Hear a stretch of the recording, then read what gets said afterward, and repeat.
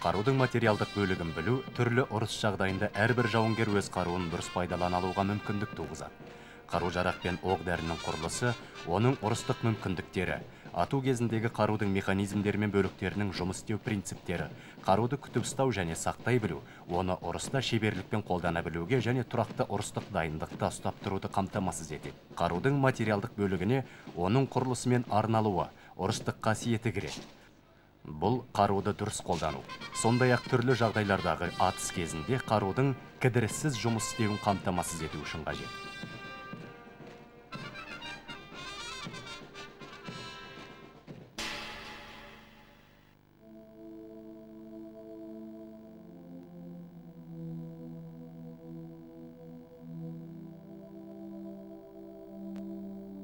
Бесте 45 мм Калашников автоматы дербес қару.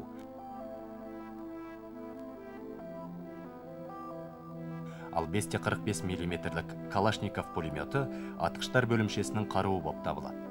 Олар қарсыластың тірі күшін жоюға және атыс құралдарын құртуға арналған. Автоматтан және пулеметтен атыс жүргізу үшін болат өзекті, жарқырауық және сауыт бозғыш өртегіш оқтары қолданылады.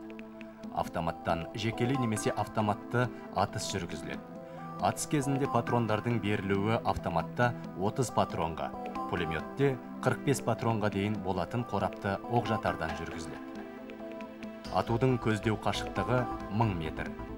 Жер үсті нысаналары бойынша нақты атыс қашықтығы автоматта 500 метрге дейін.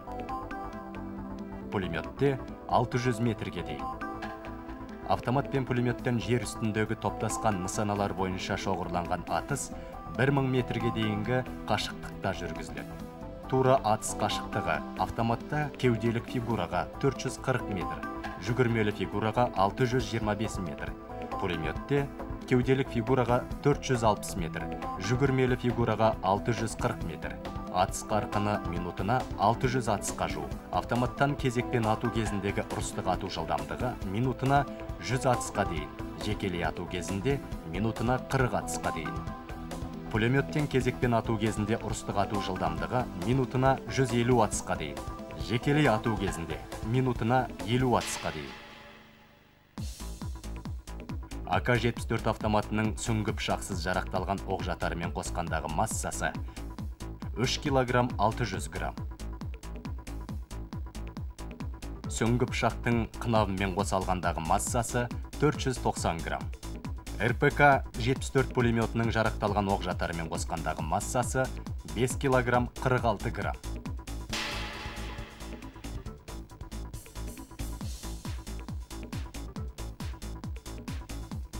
АК-74 автоматы мен РПК-74 пулеметі мынандай негізгі бөліктер мен механизмдерден тұрады. Оңғы қорабын,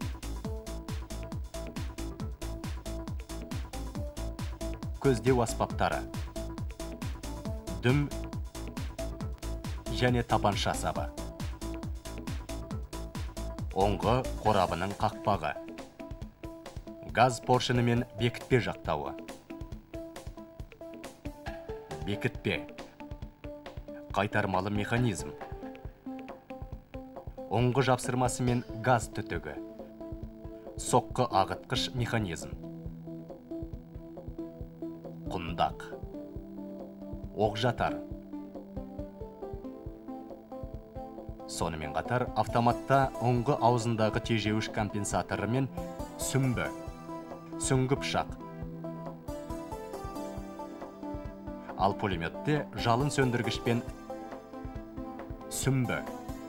сирағы болады. Автомат толымына кіретіндер жабдығы мен пенал, бау, оқ-жатарды салуға арналған сөмке. Түнгі көздеуіші бар автомат толымына түнде атуға арналған көп салалы көздеуіш НСПУ кіреді. Пулемет толымына кіретіндер жабдығы мен пенал, бау, оқ-жатарды салуға арналған 2 сөмке.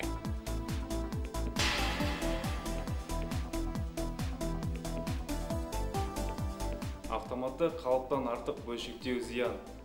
Өйткені ол бөліктер мен механизмдердің тез істен шығып қалуына ықпал етеді.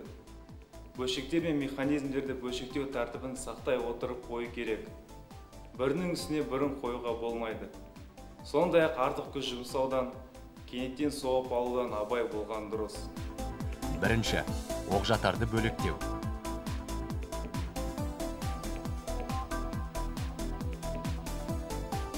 Екінші, жабдықтар пеналын дүм ұясынан шығарып алу.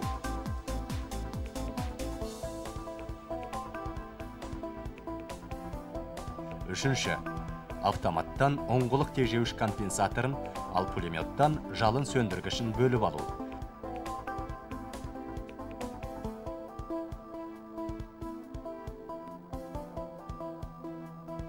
Төртінші, сүмбіні алу. Бесінші, оңғы қорапшасының қақпағын бөліктеу. Алтыншы, қайтармалы механизмді бөліп алу. Жетінші, бекітпемен қоса бекітпе жақтауын алу. Сегізінші, бекітпені бекітпе жақтауынан алу. Тоғызыншы, оңғылық бастырмасы мен газ түтігін босатып алу.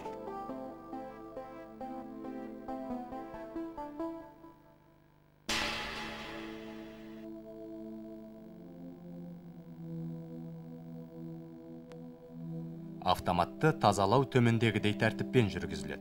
Тазалау мен майлауға арналған құралдарды дайындау. Автоматпен пулеметті бөлшектеу. Керек жарық заттарының жөндемділігімен бар болуын тексеріп, оларды тазалауға қолдану үшін дайындау. Оңғы арнасын тазалау. Керек жарақ қаруды майлау, тазалау, бөлшектеу үшін және оқжатарды патрондармен жетелетіп жазықтау үшін қызмет етеді. Керек жараққа жататындар: сүмбі, тазалағыш, сүрткіш, бұрауыш, қаққыш, пенал, майсауыт. Сүмбі оңғы арнасын, сондай-ақ автомат пен пулемет бөліктерінің аралары мен қуыстарын тазалау және майлау үшін қолданылады. Оның қаққышқа арналған саңылауы мен басы тазалағышты немесе кірпішекті бұрап кигізетін бұрандасы болады.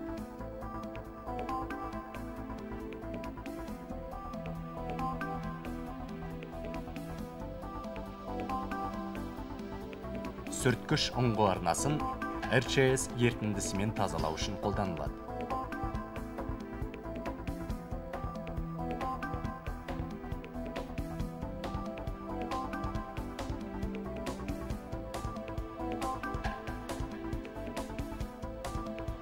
Бұрауыш пен қаққыш автомат пен пулеметті бөлшектеу және жинау кезінде қолданылады. Бұрауыштың ұшындағы ойық қарауылды бұрап кигізу мен шығару үшін арналған. Бұрауышты пайдалануға ыңғайлы болу үшін ол пеналдың бүйір саңылауына қойылады. Оңғы арнасын тазалау кезінде бұрауыш пеналға сүмбі басының үстінен салынады.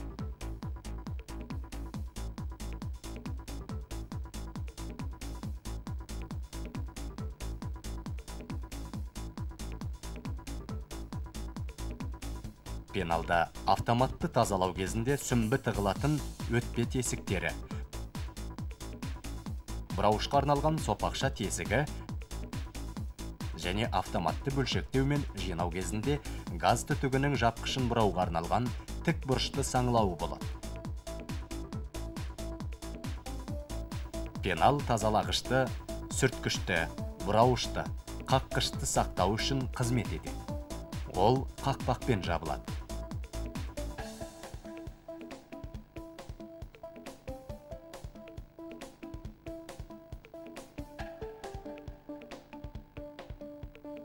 Бір мойынды майлағыш майды сақтау үшін қызмет етеді.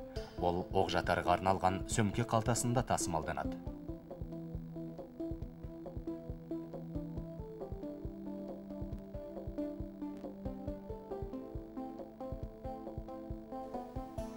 Автоматты тазалау үшін қырғыш материалдарды, зімпара қағазын, құмды және тағда басқа сол секілді заттарды қолдануға қатаң тыйым салынады. Қарудың қалған барлық металл бөліктері шүберекпен құрғатылып сүртіледі. Өте ластанған кезде оларды сұйық қару майымен тазалап, содан кейін құрғатып сүртеді. Қаруды шамадан артық майлау бөліктерді ластап, атыс кезінде кідіріс туғызуы мүмкін. Ағаш бөліктері құрғақ шүберекпен сүртіледі. Автомат пен пулеметті тазалауды аяқтағаны жөнінде жауынгер бөлім командиріне баяндайды. Содан соң бөлім командирінің рұқсат етуімен автомат пен пулеметті майлау мен жинау жүргізіледі. Майлап болғаннан кейін автомат пен пулемет жиналады. Оның бөліктері мен механизмдерінің жұмысы тексеріледі. Оқ-жатар мен керек жарақтар тазаланып, майланады. Содан соң оны бөлімше командиріне көрсетеді.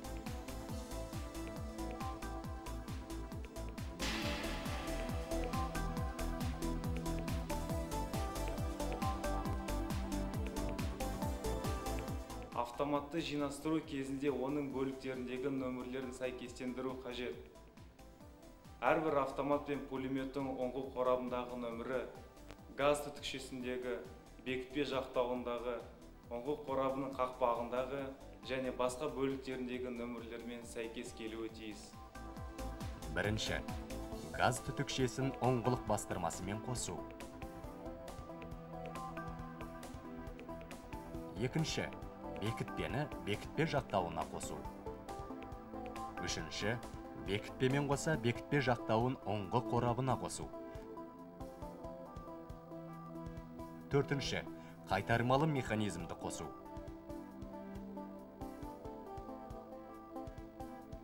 Бесінші, оңғы қорабының қақпағын қосу. Алтыншы, шүріппені ұрыстық қайырмасынан босатып, сақтандырғышқа қою. Жетінші, автоматқа оңғылы тежеуіш компенсаторды, ал пулеметқа жалын сөндіргішті қосу. Сегізінші, сүмбіні қосу.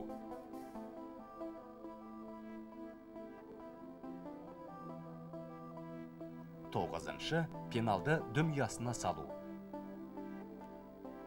Оныншы, оқ-жатарды автоматқа және пулеметке қосу.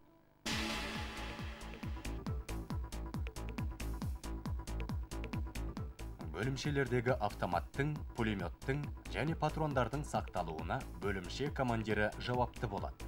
Автомат пен пулемет казармалық жағдайларда пирамидаларда сақталынады. Сол пирамиданың ерекше бір бөлімінде оқ-жатарлар, оқ-жатарларға арналған сөмкелер, қынаптағы сүңгі пышақтар, майлауыштар және пенал сақталынады. Оқ-жатарларға арналған сөмкелер, баулар мен қапшықтар таза және құрғақ түрде сақталуы тиіс. Қару әрқашан оқтаусыз сақталады. Бұл ретте оқ-жатар ажыратылады, сүңгі пышақ алынады, шүріппе босатылады, ауыстырғыш тежегішке, автоматта көздеуіштің қамытшасы П бөлігіне, пулеметта бір бөлінісіне қойылады. Пулемет сирақтары жиналып, серіппелі ілгекпен бекітіледі. Автоматшы және пулеметші әрқашан қаруын таза және толық жөндемділікте күтіп ұстауы керек. Қаруды бөлшектеу мен жинауға үйрету АК-74 автоматы мен РПК-74 пулеметінің оқу нұсқаларымен жүзеге асырылады. Ұрыстық автоматтар мен пулеметтерге тек кейбір ерекше жағдайларда ғана рұқсат етіледі.